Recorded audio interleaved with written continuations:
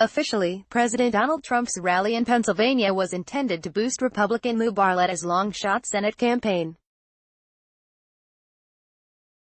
But Trump's own sagging fortunes, and the importance of the state to his 2020 re-election hopes, were top of mind. Barletta faces an uphill battle to oust two-term incumbent Democratic Senator Bob Casey, who holds a massive financial advantage in a double-digit lead in nearly all early public polls. Yet even as some Republicans shrug off the race and look elsewhere to protect their Senate majority, the president remains closely engaged in the state. Story continued below. Trump wants to help Barletta, an early and enthusiastic supporter of his presidential bid. But Trump's own approval numbers are underwater in the state, which he won by just 1.2 percentage points, and keeping his base motivated through the midterms is critical to laying the groundwork to compete there again in 2020. It's a 2020 effort that you're also getting some mileage on for 2018, said one former administration official, who requested anonymity to speak candidly. Barletta's campaign just can't find the right gear. Is this the kind of thing that can springboard him? Sure, it might be able to. Trump has returned to Pennsylvania a half-dozen times since he took office, and Republicans there say he can't come back often enough. I'm an advocate for having the president go to Pennsylvania between now and 2020 as frequently as he can, said David Urban, a senior advisor to the Trump campaign in the state in 2016. Good old-fashioned rallies work. Trump assailed Casey during the rally Thursday night, deeming him beholden to party leaders like Senate Minority Leader Chuck Schumer.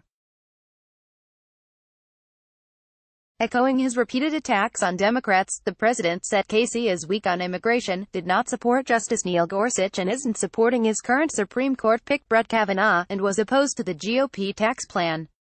Don't fall asleep as we talk about Sleeping Bob. Sleeping Bob, Trump said, bestowing a new nickname on Casey. Trump said voters should choose Barletta, who is smart and strong. Trump joked he wanted to watch the Republican hopeful debate Casey this fall, because Barletta's performance would be great entertainment. Few other Republicans have prioritized Barletta's race. The party sees much better opportunities to flip seats elsewhere, in states that Trump won by wider margins.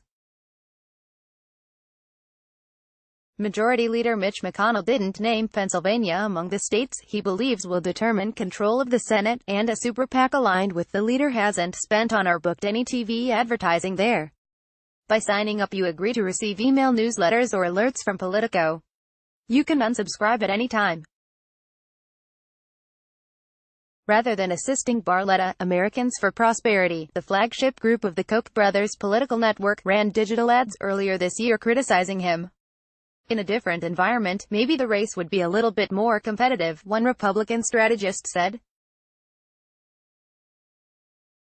It's hard to see how we get there this time, unfortunately, yet the White House has remained intensely engaged in the state, which also features a gubernatorial race and a half-dozen competitive House races.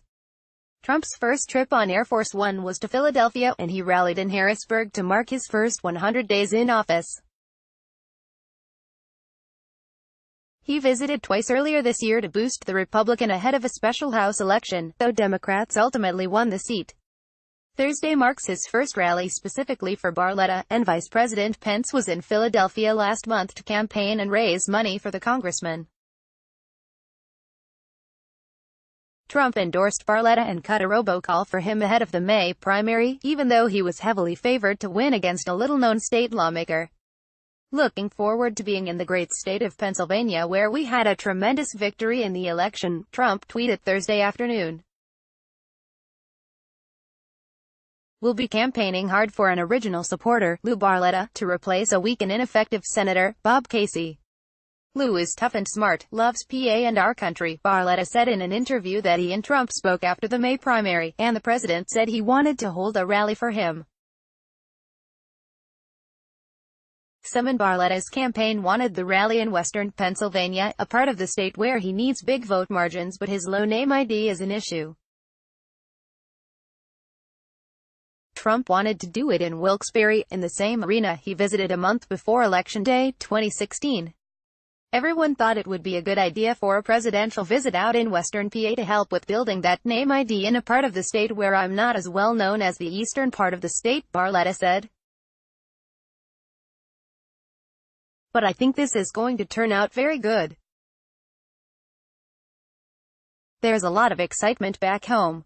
Some Republicans are skeptical that Trump will be all in for Barletta as Election Day approaches, viewing this rally as more of a favor to a loyal supporter. This seems to be more about paying back Barletta for his early support of Trump in 2016 than anything else, said one Republican consultant, who requested anonymity to speak candidly.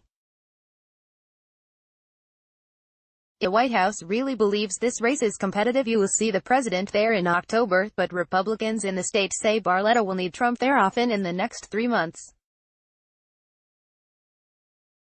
Val DeGiorgio, the state GOP chair, said Trump will not only keep the base excited, but will be a big help to Barletta in trying to make up the significant financial deficit he faces. Casey had $9.8 million in the bank at the end of June, while Barletta had just $1.5 million. I'm hoping he comes back as often as we can get him. He's tremendously energizing, DeGiorgio said. In 2016, Senator Pat Toomey, or Pa, won re-election using a very different path than Trump. While Toomey narrowed his deficits in the Philadelphia suburbs, Trump lost the suburbs but won by massive margins in the rural parts of the state. Barletta is counting on the Trump model. But in a year with significant Democratic enthusiasm, there's confidence Casey will benefit from strong turnout and keep margins down elsewhere, cutting off Barletta's path to victory. Nancy Patton Mills, the Democratic Party chair, said she is confident Democrats will win both the Senate and gubernatorial races, and she predicted they could flip 4 to 6 House seats. We are definitely building to 2020, but we never overlook what is right in front of us, and that is the day-to-day work we have to do to register voters and engage in 2018. Pennsylvania Republicans insist that's a fantasy. How does the blue-collar Democrat who voted for Donald Trump turn around and vote for Bob Casey, who's opposing everything that Donald Trump is doing? Barletta said. Casey's campaign says the incumbent isn't counting on a surge of Democratic energy in Philadelphia. He's been courting swing voters in the other corners of the state, hoping to bring some Democrats home. Casey's first TV ad was about a law protecting healthcare for retired coal miners. He also released an ad featuring steel workers talking up his push for American-made steel. And he released an ad about legislation he co-authored to help victims of the opioid crisis, which Trump signed into law last month. Casey has spent more than $1 million on the airwaves, all of it in the Pittsburgh, Scranton and Wilkes-Barre markets. I don't think we know, Casey told Politico when asked whether Trump's rally would change the dynamic of the race. But I know that Trump has signed 3 of my bills in the last 2 months. So, we can work together. If Barletta can't manage to make the race against Casey competitive, it could fuel Democrats' momentum as they look to retake Pennsylvania and rebuild their shattered blue wall in 2020. Holding Pennsylvania will be crucial to Trump's own re-election map in 2020. Democrats hope to contest states like Arizona and Georgia while also working to win back the Midwestern states Trump carried. Trump's path to re-election would become significantly narrower without Pennsylvania's 20 electoral college votes. Yet Trump's numbers in the state have been consistently underwater this year. A Suffolk University poll in June showed Trump with a 41% favorability rating, with 51% viewing him unfavorably. Of Franklin. Democrats recognize they'll need to keep that trend going to win back the crucial swing state. For us, there is no map that we can carry the Electoral College without Michigan, Wisconsin and Pennsylvania, former Democratic Governor Ed Rendell told Politico this week. Republicans say that even if Barletta loses big this year, it won't necessarily reflect poorly on Trump.